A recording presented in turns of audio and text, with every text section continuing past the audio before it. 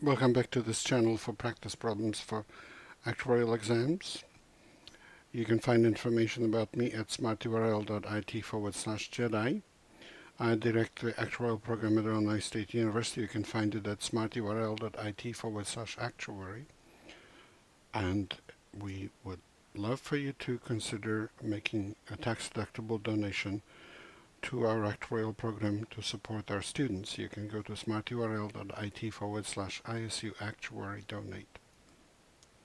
This is a practice problem for Casualty Actuarial Society Course S examination, which will be eliminated next year, although it will transition into the Modern Actuarial Statistics Exam 1, Part 1, or Exam MAS 1, Roman 1, I believe they write it as. You are given the following information. A three-state Markov chain with the following transition probability matrix is used to model the movement of policyholders between three states, 0, 1, and 2. And there's the matrix. Calculate the stationary probability of policyholders in state 2. So the probability is the long-term probability of being in a given state. And we note that all probabilities along the diagonal of the matrix, PII, are positive, so all states are aperiodic.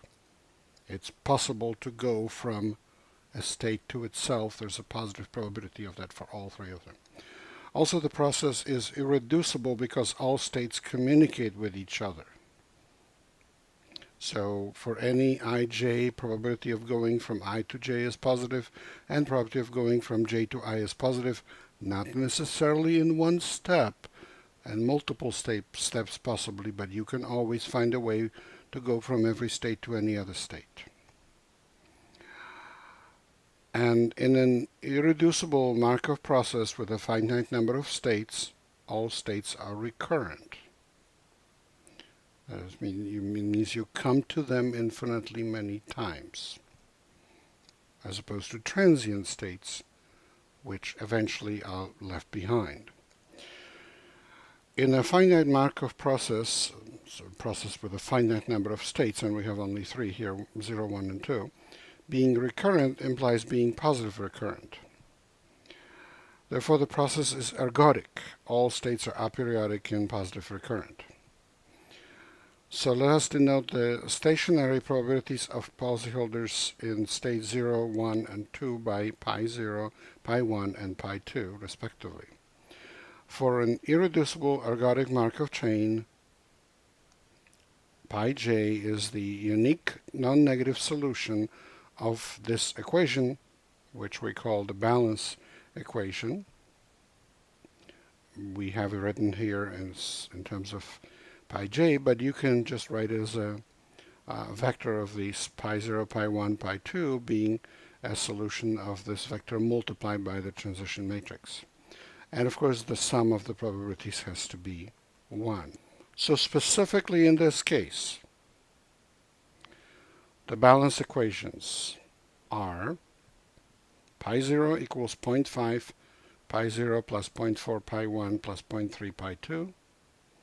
Pi 1 is 0.5 pi 0 plus 0.4 pi 1 plus 0.4 pi 2. Pi 2 is 0 times pi 0 plus 0.2 times pi 1 plus 0.3 times pi 2. Here is the same thing written in the matrix form. The balance equations can be written as one matrix equation, that pi 0, pi 1, pi 2 is equal to pi 0, pi 1, pi 2 times the transition matrix. That's all you need to know. It's really not that complicated. Straight equation, and it's a matrix equation now, and we can rewrite it into regular equation, system of regular equations now. So we go back to this system that we have.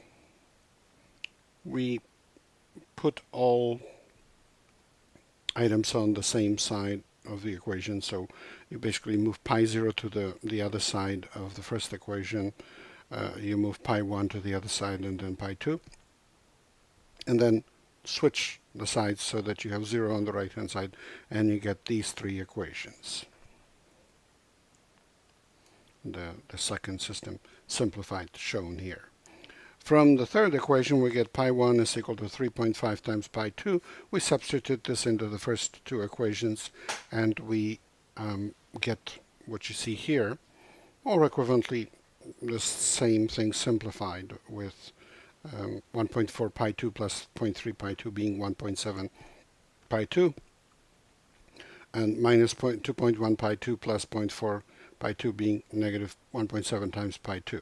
And at this point you may be disappointed because you can clearly see that these equations are linearly dependent, so you're not going to be able to solve them. You're not going to get a unique solution. That's no problem, because we know that to be the case. That's always the case when you write out the balanced equations. They're linearly dependent. So you're really missing one more equation to solve the whole system.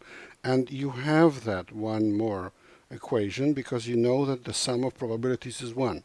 So pi 0 plus pi 1 plus pi 2 is 1. So we then solve for pi 0 in terms of pi 2. Pi 0 is 3.4 pi 2.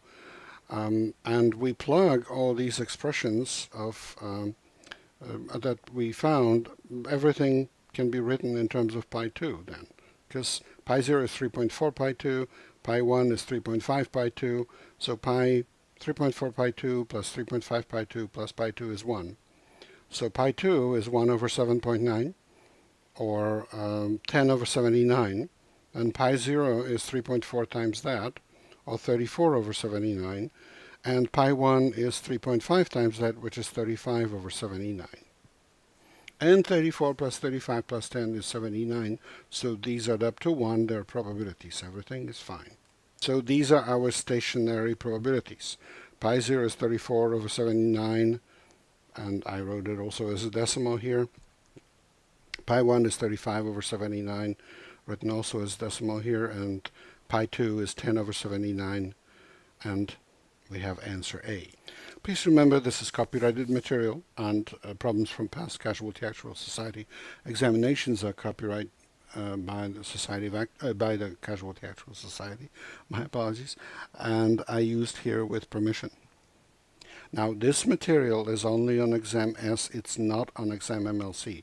Some parts of these two exams overlap, but not this one. There is no study of limiting behavior of Markov processes on exam MLC. And it's very nice material, so that's unfortunate, but Casualty Actuarial Society gives you a chance to study it, which is great.